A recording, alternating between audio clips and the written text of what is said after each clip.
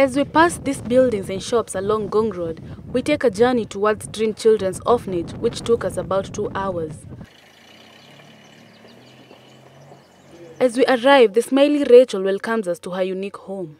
The environment is quiet, and as we take our time familiarizing ourselves with it, she takes us through her tough journey of how the Dream Children's Orphanage came to be.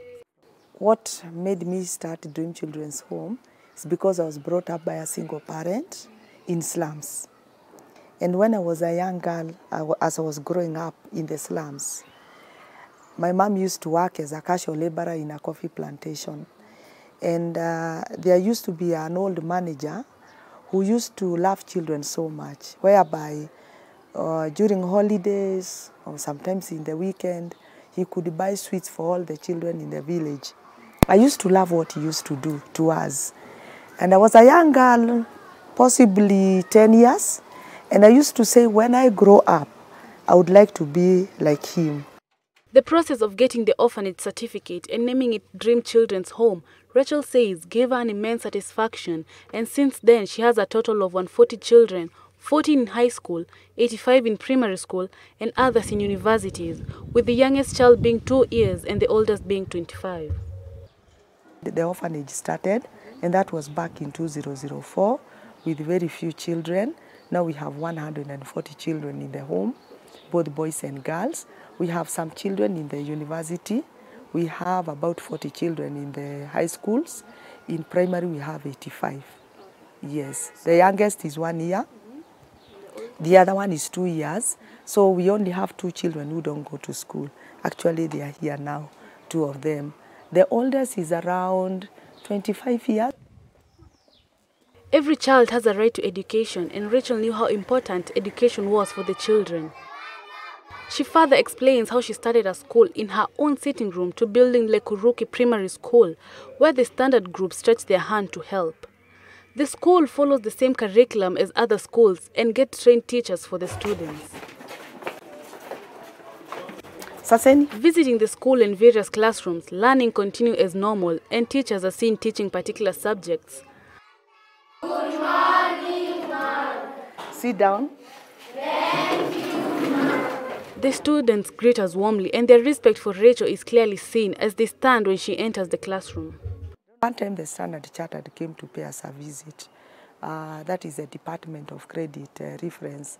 They came to pay us a visit, and they found the kids in the house learning. So when they came, and because they wanted to talk to us, we had to remove the children outside for them now to be in the house. And they wondered, is it a class?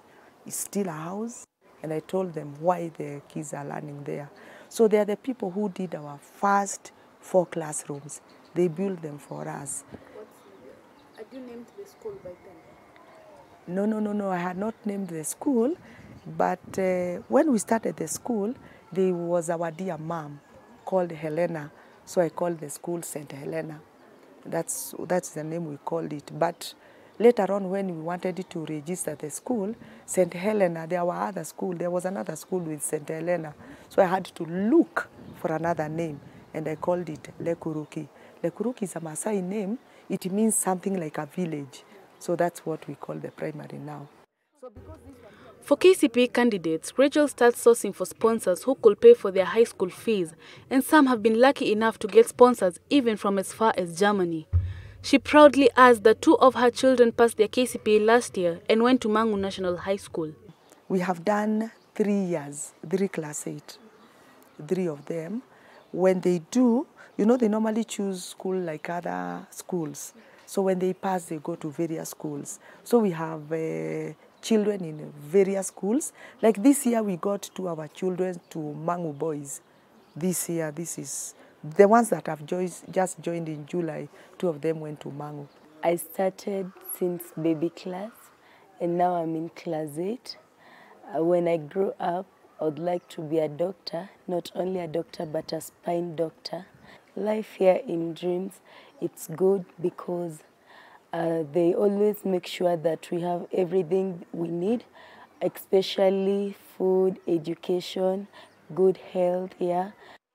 With some of the challenges she's facing, some organizations have been able to come through and help her get enough food for the children, as well as build dormitories for them. In January, I normally go for a directory in the Yellow Pages office. When I come with the directory here, I normally sit down now to write letters to various organizations. Many people, just write and I post them. Out of the many I post, I'll find people feeding us, coming to help us, like the people who build this building. They are called PVH.